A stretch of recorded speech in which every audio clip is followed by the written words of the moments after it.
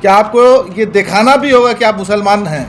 तो इसके क्या माने? क्या आपको दाढ़ी रखना होगा, क्या टोपी पहनना होगा, या कौन अथॉरिटी होगी ऐसी जो ये 5 साल का सर्टिफिकेट देगी?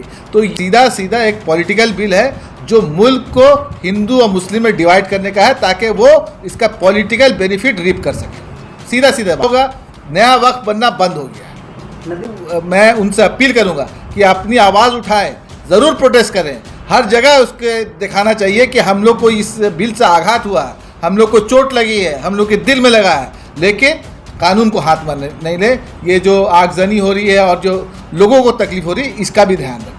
ये विंडमिल नहीं है, बल्कि एक तरह से खिलवाड़ मुसलमानों के साथ किया जा रहा है और उनकी प्रॉपर्टी के साथ। की वजह से लोग मुसीबत में पड़ सकते हैं, उनकी प्रॉपर्टी जा सकती है, मस्जिदों पर, दरगाहों पर, मदारिस पर आँच आ सकती है। जेपीसी में हम लोग जब गए तो बहुत सारी बातें उठी और बहुत सारे रिप्रेजेंटेशन आए, लेकिन वहाँ पर भी बीजेपी की मेजॉरिटी थी। बीजेपी माने एनडीए की मेजॉरिटी थी, और वहाँ पर नीतीश बाबू और चंद्रबाबू नायडू के जो लोग सब थे वो पूरा बीजेपी को सपोर्ट किए जेपीसी में भी। लिहाजा कुछ प्रोविज़न्स हम लोग उसमें अपना डाल सके, लेकिन सब प्रोविज़न्स नहीं हुआ। और जो बेसिक प्रोविज़न जिसके हम लोग मांग कर रहे थे, जैसे ये 5 साल का नहीं होना चाहिए, क्योंकि ये जो 5 साल का भी जो प्रोविज़न हो गया है, ये वाकई ये 5 साल का प्रैक्टिसिंग मुस्लिम, वो लोग उल्टा इसको अब और कड़ा कर दिए कि not only practising but demonstrating also.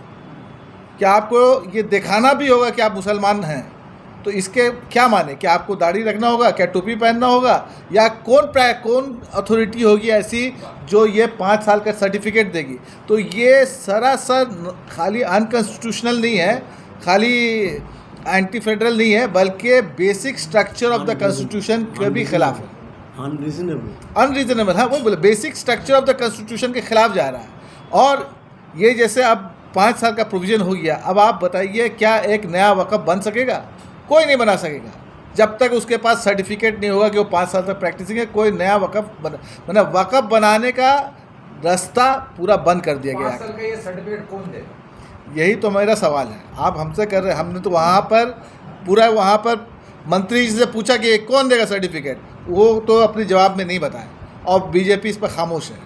लिहाजा मेरा जो कहने का है कि ये सीधा सीधा एक पॉलिटिकल बिल है जो मुल्क को हिंदू और मुस्लिम में डिवाइड करने का है, ताकि वो इसका पॉलिटिकल बेनिफिट रीप कर सके। सीधा सीधा बात है। लीगल पॉइंट जो है, हम लोग जा रहे हैं, हम लोग इसको जो भी कोर्ट में हायर अथॉरिटी में इसको चैलेंज करेंगे, और इसके लिए हम लोग को पूरी उम्मीद है कि हम लोग को यहाँ पर रिलीफ मिलेगा। लेकिन क्यों किया, कौन सर्टिफिकेट देगा, अभी क्या होगा, नया वक्त बनना बंद हो गया। नदीम साहब, आज ममता बनर्जी ने आज नेताजी इंडोर कानून जब बन जाता है पूरे देश के लिए बनता है, लेकिन उसका इम्प्लीमेंटेशन स्टेट गवर्नमेंट के हाथ में है। तो ममता बनर्जी अगर बोली तो हम लोग को उस पर भरोसा रखना होगा। हम लोग बिल में फर्स्ट डे से अपोज किए, और लोकसभा में भी हम लोग अपोज किया, वोट किए, राज्यसभा में भी अपोज करके वोट किए। हो सकता है हमारे राज्यसभा में भी हमारे सुब्रत बख्शी नहीं थे, उनकी तबीयत ख़राब थी, तो जो नहीं थे उनके वजह होगी, वो लोग पार्टी उनसे समझेगी, उनसे बात करेगी। तो यही अपील है कि जो वक्फ प्रॉपर्टी है और जहाँ जहाँ है, अगर अभी तक आपने रजिस्टर्ड नहीं कराया है तो 6 महीना, और उसमें कुछ 6 महीने के अंदर जो नहीं कर पाए वो उनके लिए भी एक सेक्शन है कि भाई आप ट्राइब्यूनल से परमिशन लेके और 6 महीना और के अंदर कर लिए। तो हम तो चाहेंगे कि जितना वक्फ प्रॉपर्टी है इमीडिएटली आप लोग अप्लाई करके 6 महीने के अंदर पूरे मुल्क में, खाली बंगाल में नहीं, पूरे मुल्क में आप लोग इमीडिएटली इसके लिए अप्लाई कर दिए। अप्लाई करके इसमें आप लोग इसके तहत आ जाइए ऑफिशियली। तो हमारा जायज़ हक है। अगर आप हमको मारिएगा तो हम रोएंगे नहीं क्या? यकीनन रोएंगे, और रास्ते में उतर के रोएंगे। जो लोग कर रहे हैं, अगर रास्ते में उतर रहे हैं, ठीक कर रहे हैं, लेकिन पीसफुल तरीके से करना चाहिए, कानून को अपने हाथ में नहीं लेना चाहिए। मैं उनसे अपील करूंगा कि अपनी आवाज़ उठाएं, ज़रूर प्रोटेस्ट करें, हर जगह उसके दिखाना चाहिए कि हम लोग को इस बिल से आघात हुआ है, हम लोग को चोट लगी है, हम लोग के दिल में लगा है, लेकिन कानून को हाथ में नहीं ले। ये जो आगजनी हो रही है और जो लोगों को तकलीफ हो रही है, इसका भी ध्यान रखें। सर, हम लोगों ने देखा है कि देखिए, ये मुझे मालूम नहीं, ये वीडियो आप जो जिक्र कर रहे हैं इसके बारे में मुझे ज़्यादा इल्म नहीं है, और ये कहाँ का वीडियो वहाँ भी इल्म नहीं, ये बंगाल का हमको नहीं लगता है। हम लोग अगर बंगाल में होता तो ज़रूर इस पर हम लोग एक्शन लेते। अगर कहीं और है तो वहाँ के लोकल गवर्नमेंट देखे लॉ एंड अभी ऑर्डर। जो न्यूज़ आई है वक्त है तो जितना सर्वे हो जाए, जो जेन्युइन है तो जेन्युइन रहेगा, इसमें तो कोई बात नहीं है। अगर आपसे कोई पूछा जा रहा है कि ये सर्वे में, तो अभी सर्वे तो अभी भी चल रहा है, बंगाल में भी चल रहा है, हर जगह चल रहा है, तो इसमें अलार्मिंग की क्या बात है। जिसके पास जो कागज़ है, जिसके पास अगर यूसेज का है तो वो दिखाएंगे अपना। मुसलमान की बात जो हुई है उसमें जेपीसी के सामने मैंने एक बात कहा था, जो बात नदीम भाई बोले वो तो बात है अपनी जगह में। इसके अलावा ये एक्ट होने के बाद कोई भी, देखिए वक़्फ़ प्रॉपर्टी दो किस्म की होती है, एक है मूवेबल, एक होता है इमूवेबल। इमूवेबल प्रॉपर्टी मतलब बिल्डिंग, जायदाद, तालाब, खेती। मूवेबल मतलब हुआ रुपया, पैसा, सोना, चांदी जो मज़ार वगैरह में दिया जाता है, दोनों वक़्फ़ है, मूवेबल इमूवेबल दोनों। तो ये 5 साल का जो मसला है, इसमें अब सारे मज़ार में ये लिखना पड़ेगा, कोई भी नॉन मुस्लिम मज़ार में जाके और डोनेट नहीं कर पाएगा, चादर नहीं चढ़ा पाएगा, रुपया नहीं दे पाएगा, जो मतलब आमतौर में हुआ करता है। इसका वजह क्या है कि वो 5 साल के प्रैक्टिसिंग मुसलमान नहीं है। और हम लोग को ये पूछना पड़ेगा, भैया आप हैं मुसलमान 5 साल का, तो आप आके यहाँ पर डोनेट करिए, नहीं तो आप नहीं कर सकते। तो ये बहुत गलत चीज़ हुई। दूसरी बात है, लिमिटेशन एक्ट के बारे में सोसाइटी में एक बहुत मैंने दूसरी तरह का एक मैसेज किया हुआ है कि जो प्रॉपर्टी कब्ज़ा में है 12 साल से ज़्यादा, वो और वक़्फ़ नहीं रहेगा। 1995 से पहले लिमिटेशन एक्ट जो था वो लागू था वक्फ प्रॉपर्टी पर भी। 95 से पहले जो एक्ट था वक़्फ़ का, क्या था वो, वक़्फ़ प्रॉपर्टी में 12 साल से ज़्यादा कोई अगर बस गया विदाउट एनी अथॉरिटी, ऐसे ही बस गया, कब्ज़ा कर लिया, तो वो प्रॉपर्टी सेकुलर हो जाएगा। 95 में वो एक्ट का अमेंड किया गया, वो सेक्शन को हटा दिया गया कि limitation act will not be applicable on the Waqf property. ये बहुत अच्छी बात हुई। अभी का सरकार ने क्या किया है, इसको लिमिटेशन एक्ट को फिर लागू कर दिया है कि वक्फ प्रॉपर्टी पर भी अप्लाई होगा। इसमें कन्फ्यूजन ये है कि लोग सोच रहे हैं कि जो 12 साल ऑलरेडी जो ज़्यादा हो गया है वो और वक़्फ़ नहीं रहेगा। नहीं, वक़्फ़ एक्ट रेट्रोस्पेक्टिव नहीं है, प्रोस्पेक्टिव है। मतलब ये बिल जिस रोज़ आया 8 तारीख, आज के बाद से 12 साल, तो सारे लोगों को ये मैसेज मैं देना चाहता हूँ आपके ज़रिए में कि कोई भी अगर किसी जगह में काबिज़ है तो या तो उससे सेटलमेंट करके उससे रेंट लीजिए ताकि वो लीगलाइज्ड हो जाए, या उसके ऊपर में केस करिए कोर्ट का। तो फिर ये 12 साल क्या 1200 साल भी अगर हो जाए तो ये वक़्फ़ प्रॉपर्टी ही रहेगा। ये बहुत ज़रूरी है करना। और सेम एक्ट में 2 तरह का चीज़ हुआ, देखिए, एक हुआ लिमिटेशन को उठा दिया इन लोग, मतलब जो एप्लीकेशन होगा लिमिटेशन के ज़रिए में वक़्फ़ प्रॉपर्टी सेकुलर हो जाएगा, लेकिन वक्फ बाय यूज़र जो 12 साल क्या अगर 1000 साल भी अगर हम उसमें काबिज़ है और अगर वो इनरोल्ड नहीं है तो और वक़्फ़ नहीं रहेगा। सेम एक्ट में 2 तरह का चीज़ हुआ, वक्फ बाय यूज़र वक़्फ़ और नहीं रहेगा अगर वो इनरोल्ड नहीं है, और लिमिटेशन एक्ट जो है वो अप्लाई होगा वक़्फ़ प्रॉपर्टी वो सेकुलर हो जाएगा। दोनों उल्टा, ऐसा नहीं होना चाहिए। तो ये बहुत इम्पोर्टेंट मैसेज है जो सारे लोगों को जानना चाहिए। ये समझ गए होंगे कि ये वक्फ बिल जो लाया गया है ये है क्या, और इसके ज़रिए से हुकूमत क्या चाहती है।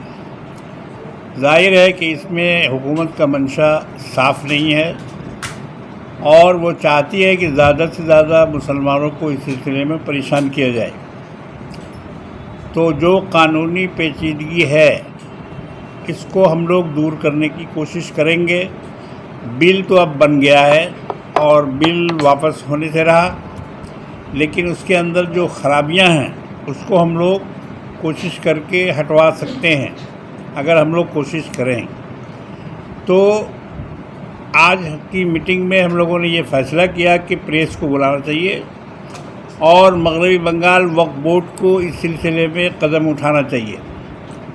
तो उसी कदम उठाने के सिलसिले में ये पहली कड़ी है कि आप लोगों से हम मुखातब हैं और हमारे चेयरमैन साहब भी और हमारे बोर्ड के अरकान भी, कि हम लोग इस सिलसिले में सुप्रीम कोर्ट जाएंगे या कलकत्ता हाई कोर्ट भी जा सकते हैं, सुप्रीम कोर्ट भी जाएंगे और वहाँ हम लोग अपनी अर्ज़ी दायर करेंगे कि भाई हमें ये बिल मंजूर नहीं है। सबसे पहली बात तो ये है, क्योंकि इससे सिवाय ख़राबी के हमें कहीं कोई भलाई दिखाई नहीं दे रही है। अब जैसा कि अभी हमारे अफाकुज़्ज़मान साहब ने बताया कि एक ही एक्ट में दो चीज़ें हैं, एक है भी और एक नहीं भी है। ये कैसे हो सकता है? इतनी बड़ी गवर्नमेंट कानून बना रही है और उसके इतने बड़े बड़े लोग हैं, तो वो इस तरह से बच्चों का खेल क्यों बना दिया इसको? ये विन-विन नहीं है, बल्कि एक तरह से खिलवाड़ मुसलमानों के साथ किया जा रहा है और उनकी प्रॉपर्टी के साथ। लिहाजा हम इसकी पुरजोर मजम्मत करते हैं और इसमें जो भी नकाइस हैं उनको हम दूर करने की कोशिश करेंगे। हुकूमत से भी अपील करते हैं कि दोबारा आप इस पर नज़रसानी कीजिए और इसमें जो भी गड़बड़ियां हैं जिसकी वजह से लोग मुसीबत में पड़ सकते हैं, उनकी प्रॉपर्टी जा सकती है, मस्जिदों पर, दरगाहों पर, मदारिस पर आँच आ सकती है, ये इदारे ख़त्म हो सकते हैं, ये मिट सकते हैं, ऐसी चीज़ों को उसमें से रोकना चाहिए। इसलिए हम पुरजोर अपील करते हैं अपनी हुकूमत से। ममता बनर्जी से भी हमने ये अपील की है इससे पहले के कॉन्फ्रेंस में कि आप बराए मेहरबानी बंगाल के असेंबली में कानून लाइए, बिल लाइए और इस बिल को असेंबली में रिजेक्ट करवाइए, जैसा कि तमिलनाडु ने किया है, कर्नाटका ने किया है और दो एक जगह में हुआ है ऐसा कि उन्होंने इस बिल को रिजेक्ट किया है। तो हम ये चाहेंगे कि हमारे बंगाल में भी हमारी ममता बनर्जी साहिबा इस बिल को रिजेक्ट करवाएं। बिल अभी नहीं है, अभी बिल एक्ट हो गया जब पार्लियामेंट जब प्रेसिडेंट असेंट दे दिया तो अभी एक्ट हो गया। अभी एक्ट को चैलेंज कर सकता है। If it is ultra vires then court will decide. वक्फ का जो लैंड है, प्रॉपर्टी है, स्टेट का मैटर है। बिल जो है तो लॉ बन गया, एक्ट बन गया, तो स्टेट इसमें अब क्या कर सकता है? अगर मैंने सुप्रीम कोर्ट पे चैलेंज किया तो कोई रिजल्ट नहीं है, स्टेट इसमें क्या कर सकता है? देखिए, मेरा जो पर्सनल स्टडी जब तक हम देखे हैं कि 7 शेड्यूल ऑफ कॉन्स्टिट्यूशन সেখানে যে 3টে লিস্ট আছে, লিস্ট 1, লিস্ট 2, লিস্ট 3, লিস্ট 3 তো কনকারেন্ট লিস্ট। আমাদের কিন্তু এই ওয়াকফটা কোনো লিস্টেই নেই, কিন্তু যেভাবেই হোক ওয়াকফ এসছে, ওয়াকফের ওপর সেন্ট্রাল লেজিসলেশন হচ্ছে, এটা হওয়া উচিত হয়নি। আর কনকারেন্ট লিস্টে থাকলেও আলাদা কথা, ট্রাস্ট আছে, রিলিজিয়াস এন্ডাওমেন্ট আছে, কিন্তু ওয়াকফ স্পেসিফিক্যালি কোথাও বলা নেই। আর ল্যান্ডটা তো স্টেট লিস্টেই আছে, ল্যান্ডটা স্টেট লিস্টে আছে, সুতরাং ল্যান্ডের ওপর স্টেটের জুরিডিকশন আছে। এবারে যেহেতু আমাদের স্টেট, আমাদের কনস্টিটিউশন ফেডারেল স্ট্রাকচার, সুতরাং যাই করুক না সেন্ট্রাল গভর্নমেন্ট স্টেটের সঙ্গে কনসাল্ট করেই করা উচিত।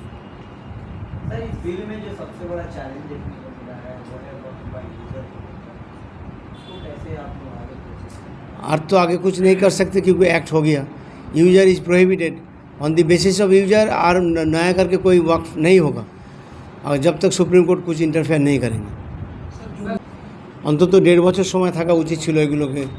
যে পারপাসে 6 মাস দিয়েছে সেই পারপাসে আরও 1 বছর এক্সটেনশন করা উচিত। এখন 6 মাস দিয়েছে, কিন্তু অ্যাক্টের মধ্যে আরেকটা প্রভিশন করেছে, যদি 6 মাসে সেটা সম্ভব না হয় তাহলে ট্রাইব্যুনালে গিয়ে মোতোয়াল্লি যদি অ্যাপ্লিকেশন করে তাহলে মোতোয়াল্লি মে গ্রান্ট 6 মাস মোর, তাহলে 6 মাস 1 বছর হলো। তো আমি সেটা বলছি 6 মাস 1 বছর হয়েছে, গভর্নমেন্টের উচিত আরও 6 মাস বাড়িয়ে দেওয়া, যাতে এখন থেকে 1.5 বছরের মধ্যে এটা কমপ্লিট করার সুযোগ দেওয়া। বলা হয়েছে এর আগে, কিন্তু যদি ল পারমিট না করে তাদেরকে তো বলতে পারি না যে তুমি অ্যাপ্লাই করো for registration, this will be harassment. Supreme Court কী করবে that is up to the Supreme Court, I can't opine, but as far I am concern, as far as I have gone through the act, আমার মনে হয়েছে অনেকগুলো provision আছে that আল্ট্রাভায়ার্স the constitution.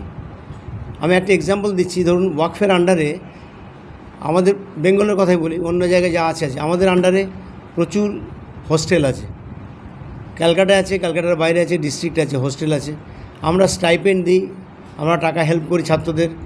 সুতরাং এই যে প্রভিশনগুলো করা আছে, these are all maintain from the walk fund. তো ওয়াকফ এস্টেট থাকলে তার ইনকাম আসলে ওয়াক ফান্ড গ্রো করবে, ওয়াক ফান্ড থাকলে ওয়াক ফান্ড থেকে আমরা এই বাচ্চাদেরকে প্রোভাইড করতে পারি, যেটুকু করি হোস্টেল দিয়ে, অ্যাকোমোডেশন দিয়ে, ফ্রি অ্যাকোমোডেশন দিয়ে করি। এবারে এইগুলো হচ্ছে কি তাদের যে development by way of education সেটা হ্যাম্পার্ড হচ্ছে।